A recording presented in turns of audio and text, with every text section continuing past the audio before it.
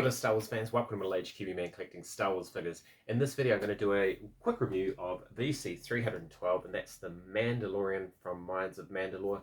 As is my custom, I'll be comparing it to other Mandalorians we've had in the vintage collection. And I'd just like to say a massive thank you again to Victoria from Victoria's Cantina for having me on her social hour the other day with John, Miko and Janine. It was awesome to talk with all of you guys. But anyway, let's check this out. Alright, this is the Mandalorian Minds of Mandalore. Interesting that they didn't choose to call him Din Djarin, because everybody knows him as Din Djarin by now. But I really like that card image, it's really cool. I'm getting out the cockpit of the M1. And you can see him inside there with the dark saber, the vibro knife and his pistol. But also, most importantly, soft goods cape. We'll get to that in a minute. And there's the back of it. VC312 with that familiar kind of dark orange background and name pill color that we have come to know and love with the Mandalorian. Let's check out some other Mandalorians that we've got in the vintage collection. Alright, here we go. Strap in, folks. So first we got VC166, the Mandalorian from his early appearances in Season 1.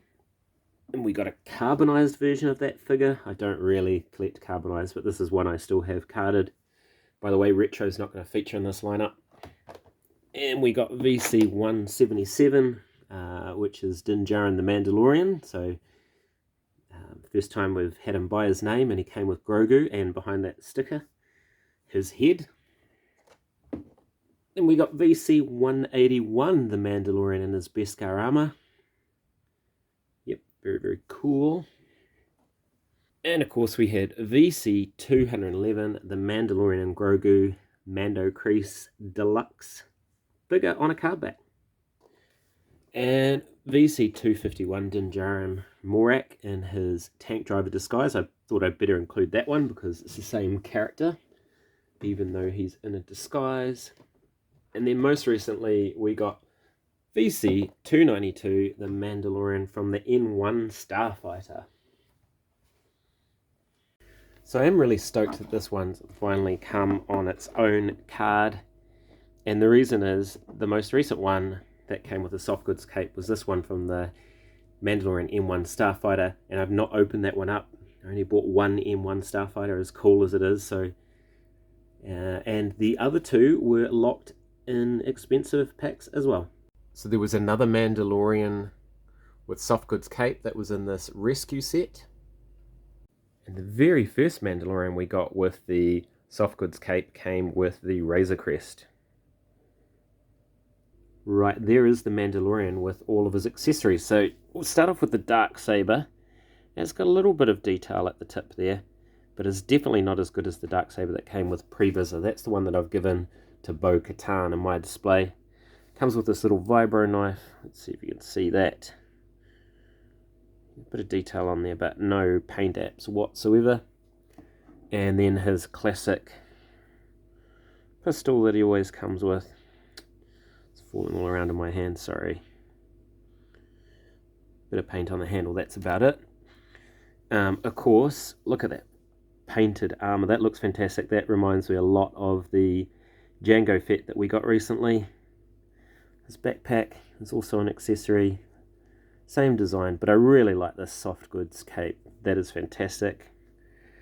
And this figure is actually proving quite hard to find. So in the shops, they're all around New Zealand, but this one seems to be sold out of that wave.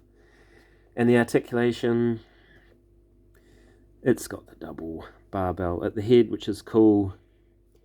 It's starting to get a little dated, the articulation here. It's not as good as some of the more recent Mandos that we have. You can see his shoulder pauldron does lift up so that you can get his arm up and all the way around.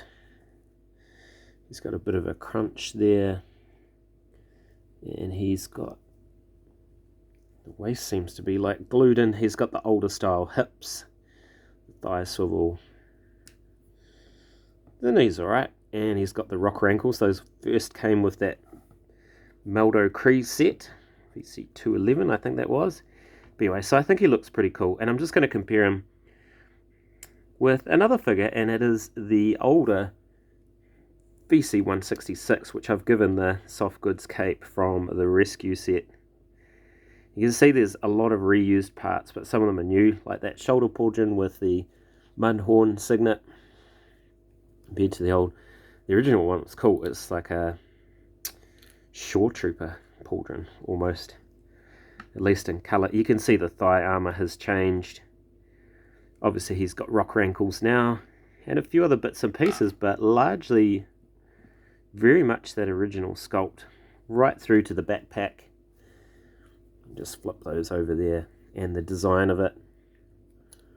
Although actually that was before his jetpack, so that was the main change there. They made that cut for the jetpack there, but there's still the hole there for his ambin rifle. But anyway, now they're going to look silly because their capes are over their heads.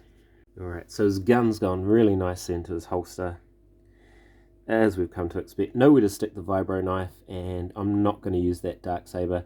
This guy's going to go straight into my N1 Starfighter. And there he is in the cockpit of the M1 Starfighter with cute little Grogu. And yeah, that M1 Starfighter is super cool. So if you've made it this far, thank you so much for watching. I'm middle-aged Kiwi man collecting Star Wars figures. Ka kite, and I'll see you on another video.